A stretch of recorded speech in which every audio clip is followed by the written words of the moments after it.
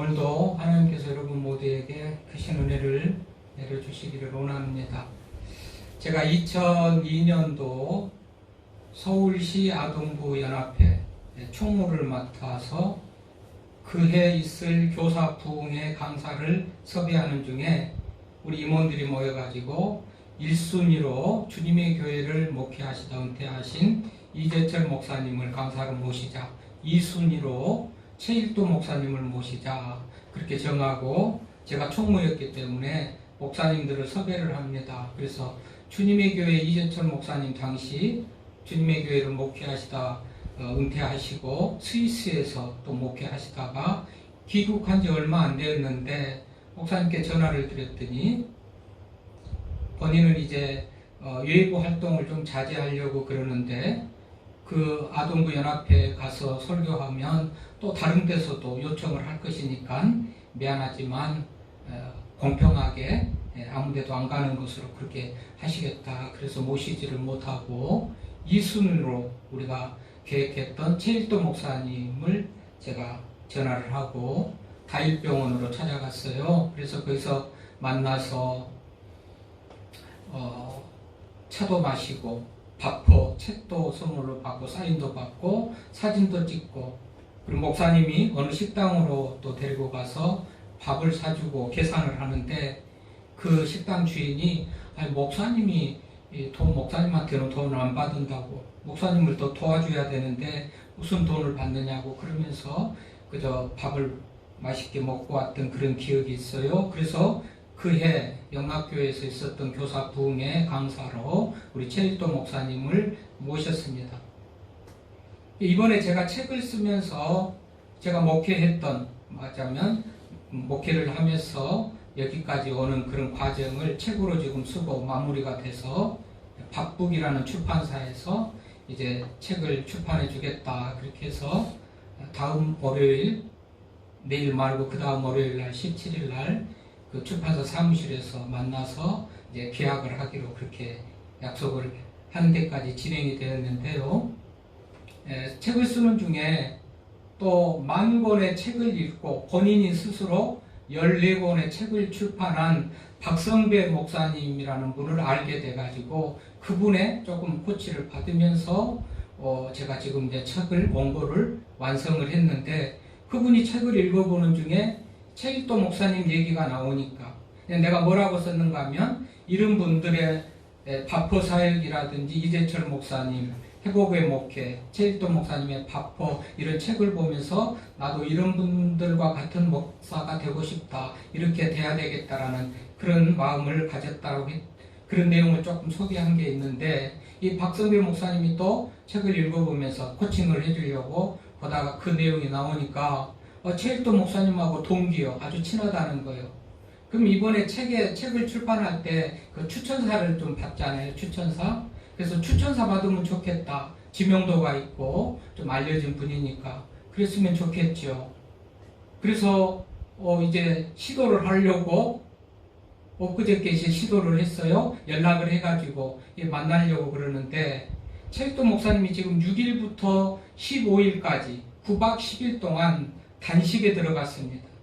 단식에 들어간 이유를 보니까 34년 동안 바포 그 사역을 하면서 많이 알려졌잖아요. 웬만하면 우리 바포 하는 그 최일도 목사님 다 알 텐데, 노무현 정부 때는 노무현 대통령이 그 복지부 장관으로 이렇게 기용을 하려고 제안을 했는데 본인이 목회해야 되니까 못한다, 그래서 안 했다라고 그럽니다. 어쨌든지 이 청량리 그 지역에서, 어려운 지역에서 이 일을 34년을 해왔어요. 그러면서 다일병원도 세우고 바포 사역을 하면서 필요한 공간을 만들었는데 너무 낙후되고 열악해가지고 어렵지, 넓고 좁고 그래가지고 이제 좀 증축을 하려고 그 지금 진행 중에 있답니다. 철골이 올라가가지고 뼈대가 세워지고 철골이 올라갔는데 혐오시설이 우리 동네 들어오면 안 된다. 주민 몇 사람이 아주 극렬하게 안티, 최일도인가 봐요. 바포 사역의 안티인지 그걸 혐오시설이라는 거예요. 혐오시설. 그러면서 최일도를, 바포를 청량리에서 쫓아내든지 그 일을 못하게 하겠다. 아주 극렬한 반대자 몇 사람이 그렇게 미론을 제기하면서 이제 뼈대만 세워진 그 사역이 말하자면 건축이 중단되고 있는 현실 앞에서 정말 최대의 위기를 맞아가지고 9박 10일 동안 6일부터 15일까지 단식에 들어갔다. 이 소식을 정말 이제 듣고 그 박성배 목사님이 알려주면서 우리가 가서 다 전화하고 만나서 밥 먹고 추천사 이제 이렇게 받아오는 것으로 그렇게 했는데 당분간 좀 미뤄야 되겠다. 이제 이런 연락이 온 것이죠. 그러면서 카톡으로 그 현실을 보내온 거예요. 그 이웃을 위해서 정말 배고픈 사람들을 위해서 해왔던 그 선한 그 사업이 혐오시설이라고 청량리에서 쫓아내든지 그 일을 못하게 해야 된다는 그런 사람이 있다고 하는 그런 얘기를 들으면서 참 가슴이 아팠어요.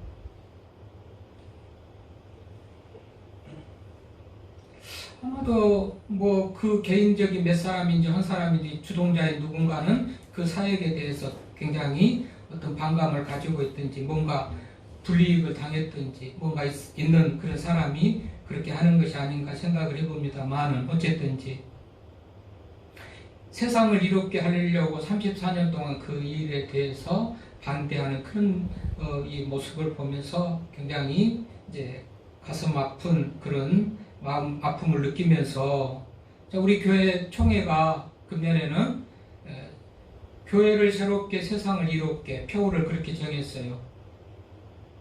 왜 그랬을까요?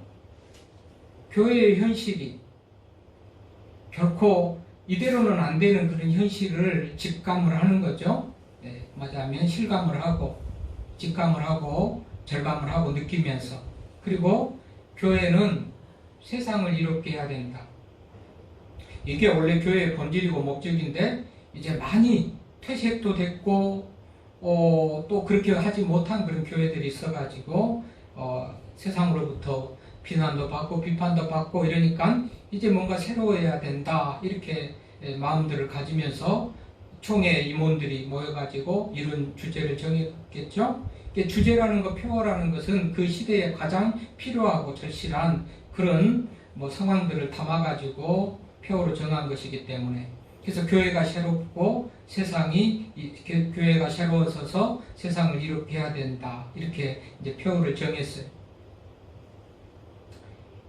이런 구호가 표어가 안 나오면 좋을 것이죠. 왜요? 마땅히 당연하게 잘하고 있어서 그런 구호가 필요 없으면 좋겠는데 너무나도 지금 새로워져야 될 많이 지금 새로워져야 될 이거 새롭게 돼야 된다는 것은 교회가 여러분 교회라고 할 때 꼭 교회 공동체적인 그런 단위로만 아니고 나 한 사람도 교회라고 그랬죠. 제가 지난주에 말했잖아요. 나 한 사람이 교회예요. 개인적으로도 교회고 교회가 모인 공동체적인 우리 교회고 화전 벌말교회 할 때는 공동체적인 그런 교회고 나 혼자 있을 때는 나 혼자도 교회고 교회라고 하면 그냥 나하고 좀 거리감 있는 공동체 누군가 목사에게 그런 얘기보다도 나에게 한다 이렇게 들어야 되는 게 맞는데 어쨌든지 교회를 새롭게라는 것은 새로워지지 않으면 안 될 어떤 상황에 있었다는 것이죠. 본질에 벗어나 있고 말씀에 벗어나 있고 말씀에 합당하지 못한 삶의 모습을 벗어나 있는 하나님이 보실 때 하나님을 기쁘게 하실 수 없는 어떤 그런 상황에 벗어나 있기 때문에 새롭게 해야 될 것이 필요하다는 거예요. 그리고 세상을 이롭게 우리 교회의 존재 이유가 세상을 이롭게 하고 복음을 전해서 많은 영혼을 살리고 소망을 주고 기쁨을 주고 평안을 주고 그래야 될 텐데 그러지 못한 현실 앞에서 이제 우리 교회가 새로워져야 되고 우리 교회는 세상을 이롭게 해야 된다 이것을 절감하면서 이런 표어가 만들어졌단 말이죠. 그렇다면 이제 금년 내내 우리는 새로워지는 거, 변화하는 거 이런 것에 대해서 또 세상을 이롭게 하기 위해서 봉사하고 나누고 섬기고 이런 얘기를 많이 듣게 될 것인데 우리는 새로워져야 된다. 새로워져야 된다. 그 먼저 교회가 새롭게 그 앞에 복음이 붙었어요. 복음으로 교회를 새롭게 복음으로 세상을 이롭게 길어가지고 제가 복음은 떼놨는데 기억하기 좁게 교회를 새롭게 세상을 이롭게 복음이 들어가니까 좀 길어지면서 좀 그 뭐랄까요? 이렇게 좀 그 산만한 것 같은 그런 느낌이 들어서 뺐어요. 원래는 복음으로. 복음이 아니면 다 불가능하죠.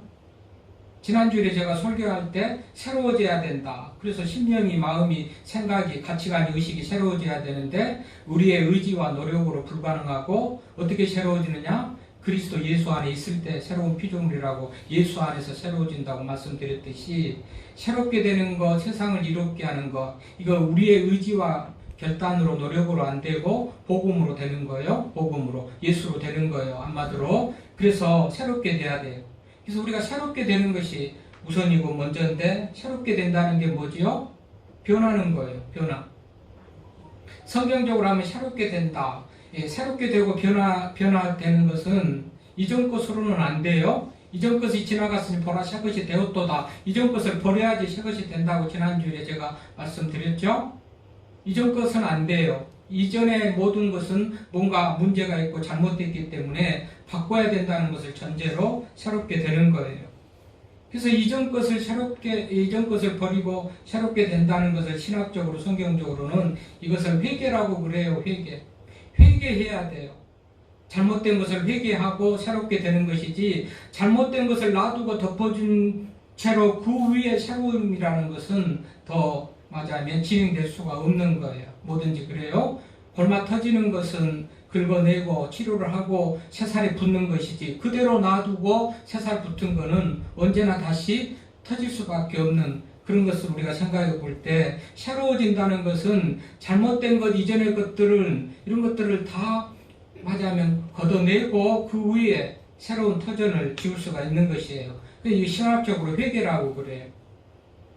그래서 회개를 성경에 보면 구약성경 히브리어로는 나함이나 슈브라는 단어를 많이 써요. 나함, 슈브, 돌아오다라는 그런 의미고, 나함, 후회한다, 슬퍼한다, 지나온 삶에 대해서. 이게 절대적으로 이 과정이 거쳐야 새롭게 되는 것이지, 이 과정이 없이 새로워지는 게 어려워요.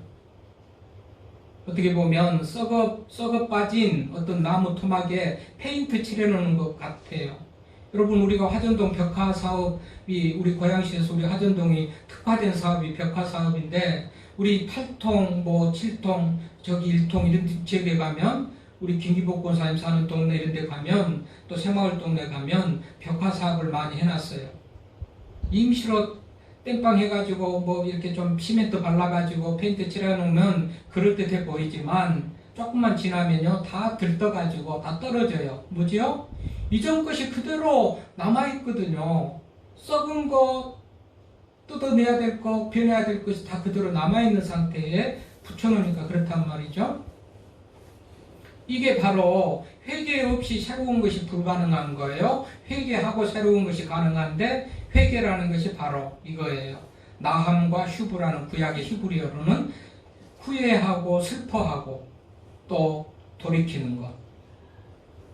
또 신학적으로는 이 회개가 신학으로는 헬라어지요. 메타노에노라는 그런 단어를 쓰는데, 뜻은 다 같아요. 말이 틀리니까. 히브리어가 헬라어니까 말이 틀려서 그렇지 의미는 다 같아요. 뭐이냐? 가던 길을 돌이키는 거예요. 슈브, 돌이킨다, 되돌아온다. 이게 회개고, 이게 말하자면 새롭게 되는 거예요. 새롭게 되는 과정의 첫 단계지요. 회개하는 거. 회개 없이 절대로 새롭게 될 수가 없어요. 그래서요, 예수님의 첫 번째 설교의 첫 말이 뭡니까? 때가 찼고 하나님의 나라가 가까웠으니 회개하고 복음을 믿어라. 회개가 예수님의 첫 번째 설교의 일성입니다. 소위 예수님의 첫 일성 설교가 회개하라는 거예요. 세례 요한의 첫 설교도 회개하라는 것이죠. 회개하고 복음을 믿으라는 거예요. 이게 세례 요한 예수님의 첫 번째 설교가 회개였어요. 그러니까 이게 없이는 어떤 새로운 것이 가능성이 없는 거예요. 불가능한 거예요. 그렇기 때문에 회개를 가장 먼저 얘기하는 것이죠. 자, 그러면 새롭게 돼야 되는 것을 얘기할 수밖에 없는 한국교회의 현실. 너무나도 말씀과 멀어져 있고 이기적이고 나밖에 모르고, 성경은 남을 낮게 여기고 나보다 남을 낮게 여기라는데 내가 최고고 잘났고, 이타적인 삶을 살고 이웃을 내 몸과 같이 사랑하는데 나밖에 모르고, 이 모든 것들이 새롭게 돼야 될 그런 요소들이죠. 교회는 교회대로, 개인은 개인대로, 성도는 성도대로 말이죠. 그래서 가장 좋은 모델은 이겁니다. 회개해서 새롭게 된 인생의 가장 좋은 모델은 누가복음 19장에 나오는 삭개오예요.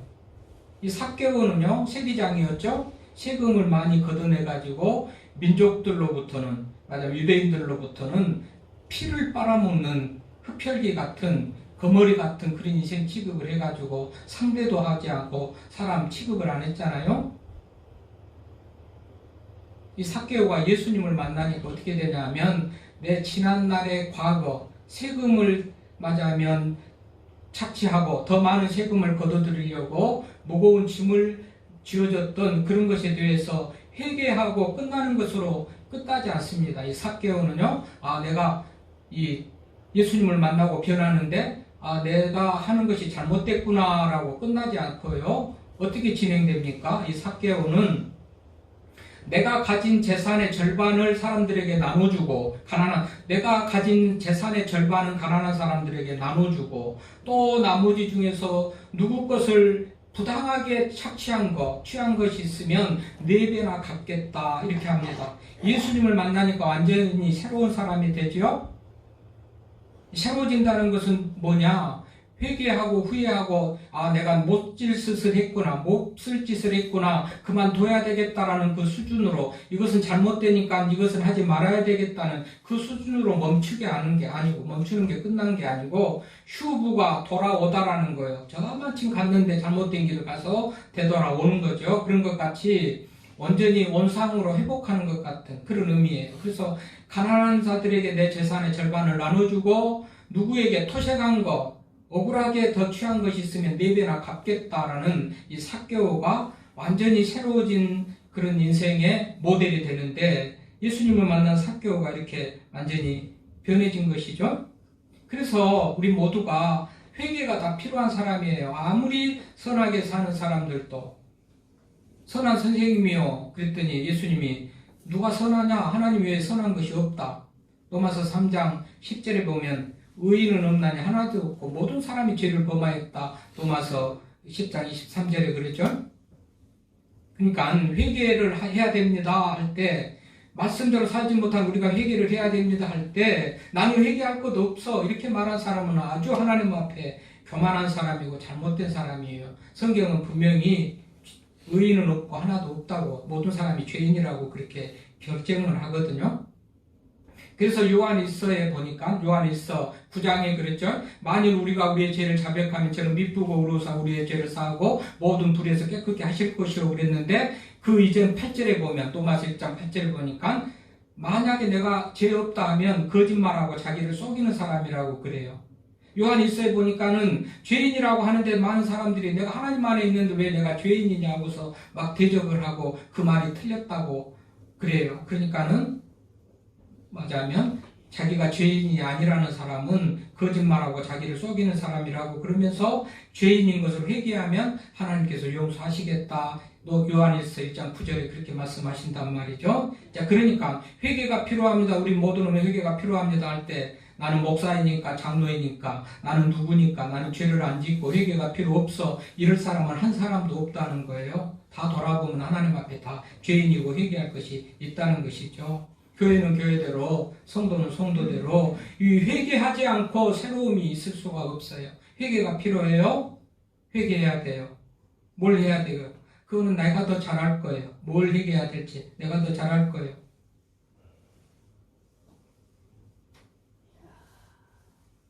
이 회개는 내가 더 잘해요.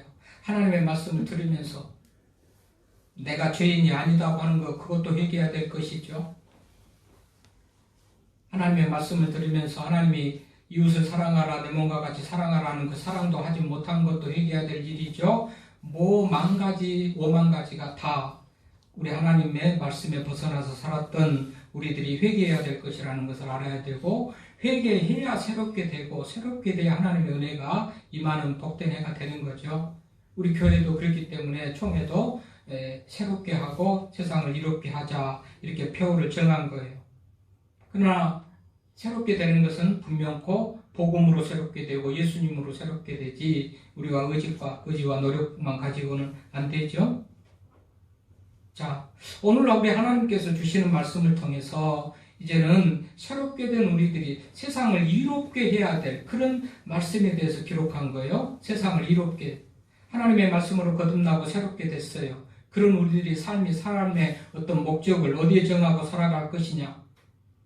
오늘 14장부터 이 말씀이 14장에 보면 이제 22절에 보면 11조를 들여가지고 그 땅에 가난한 사람들을 도와야 된다라는 그런 얘기가 나오죠. 세상을 이롭게 하는 데에 쓰여지는 헌금을 드린다. 이런 말이 되는 거예요. 14장, 신명기 14장 22절부터 보면 15절에 보면 또 종들을 해방시켜주고 또 말하자면 재산을 돌려주고 그런 얘기가 나오죠. 15장에 보면 빚을 면제해주는 이 면제는 빚을 면제해주는 거예요.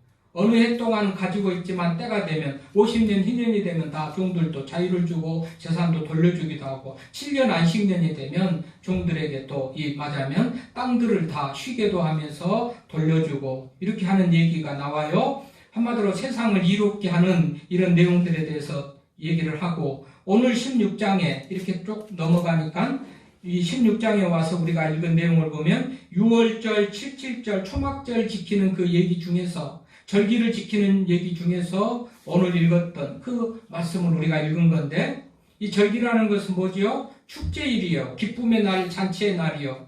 그런데 소외된 사람들, 이 기쁨의 잔치에 소외된 사람들이 있겠죠.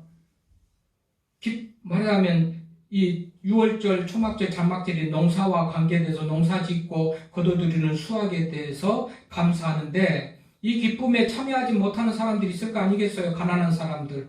그런데 오늘 11절 말씀 그 사람들과 더불어서 이 축제를 같이 기뻐하고 즐기고 기뻐하고 할 수 있는 상황을 만들으라는 거예요. 이 얘기예요.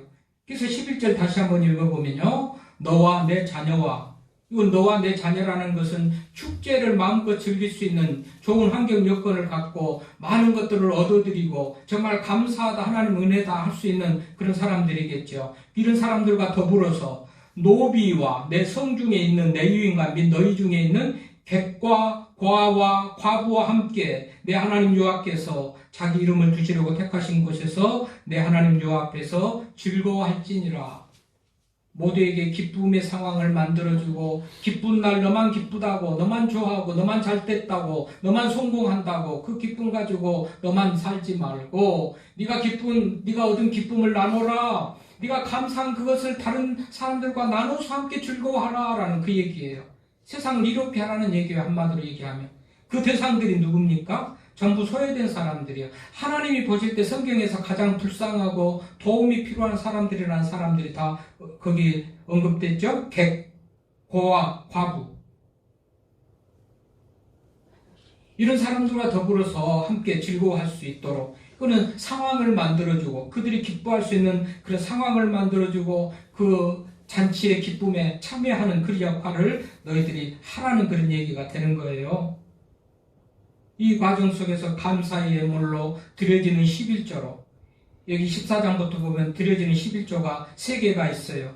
하나님 앞에 드려지는 거고 가난한 이웃을 위해서 쓰도록 드려지는 거고 또 정말 어려운 사람들과 나와 더불어 함께 즐기는 그런 예물로 쓰여지는 그런 것으로 드려지는데 어쨌든지 보면 모든 대상들, 노비, 객, 고아, 과부 이런 사람들이 함께 요 앞에서 즐거워할 수 있도록 너만 즐거워하고 너만 기뻐하지 말고 너만 잘 되는 것에 초점을 두지 말고 그것을 목표 두지 말고 모든 사람과 더불어 함께 즐거워할 수 있는 상황을 만들어. 이게 바로 세상을 이롭게 하는 삶에 그래서 총회에서 이 표를 정하면서 성경 말씀의 근거에서 표를 정할 거 아니겠어요?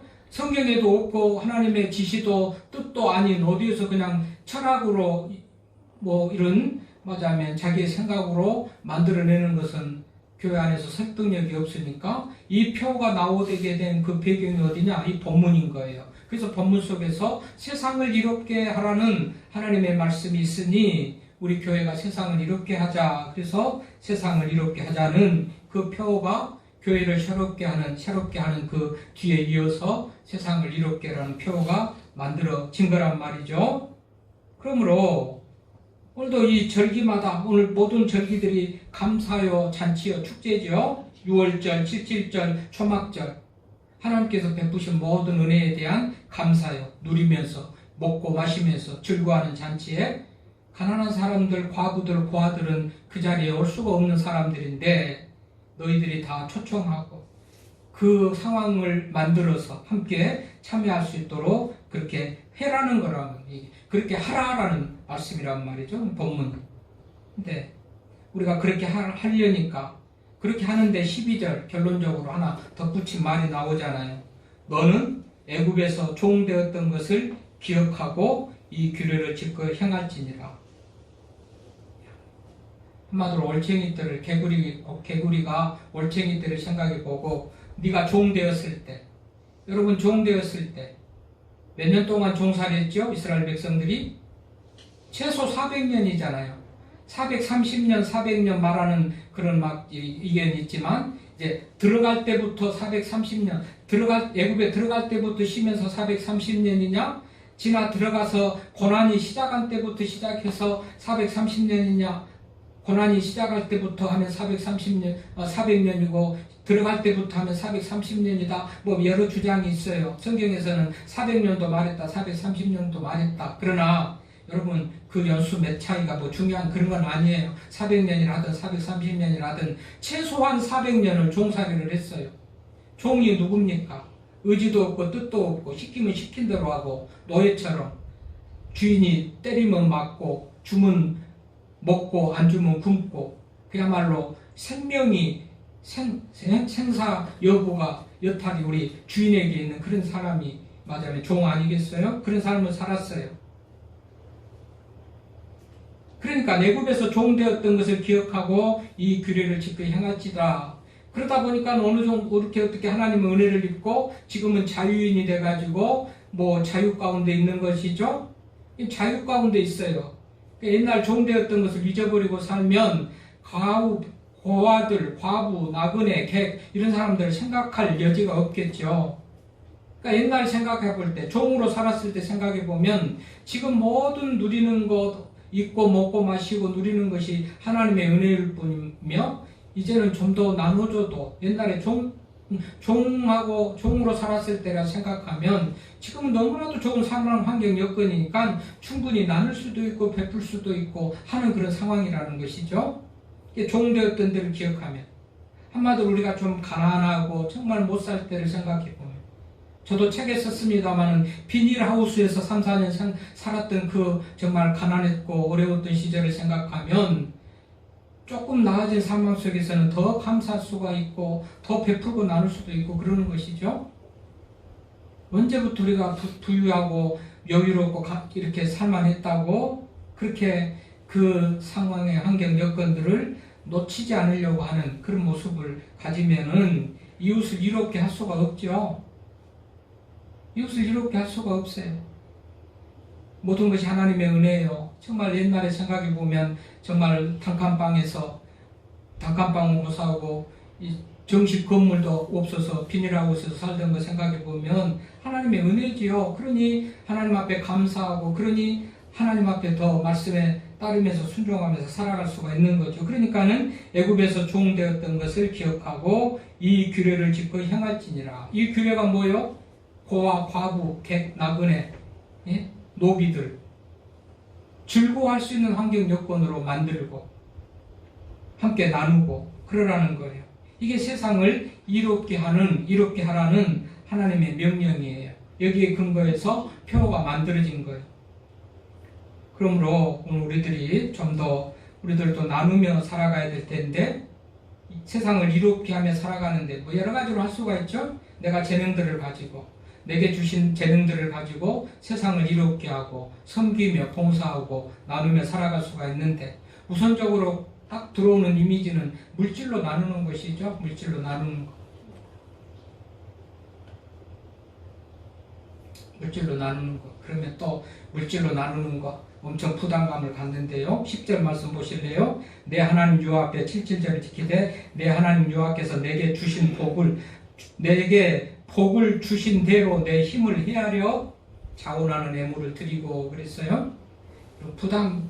내가 정말 없는데 어떻게 하나라는 그런 부담감까지 또 면해주는 그런 말씀이잖아요. 이 말씀을 보면 하나님께서 내게 주신 것 가지고 주셨으니 하나님 늘 말합니다. 제가 어떤 분량을 정해놓고 이 수준 이만큼이 아니에요. 우리 하나님은요, 자기 형편에 대해서 최선을 다하는 것, 그런 것을 하나님께서 원하는데, 그렇게 세상을 이롭게 하라는 것인데, 오늘 10절에 그거예요. 내 하나님 여호와께서 내게 복을 주신 대로 내 힘을 헤아려 자원하는 애물을 드리고, 없어서 못 드리는 사람들한테 억지로 하라는 얘기하니까 교회 가면 맨날 헌금하라 한다 이렇게 불평하고 원망하지 말고, 웬만한 사람 내라는 얘기 아니겠어요?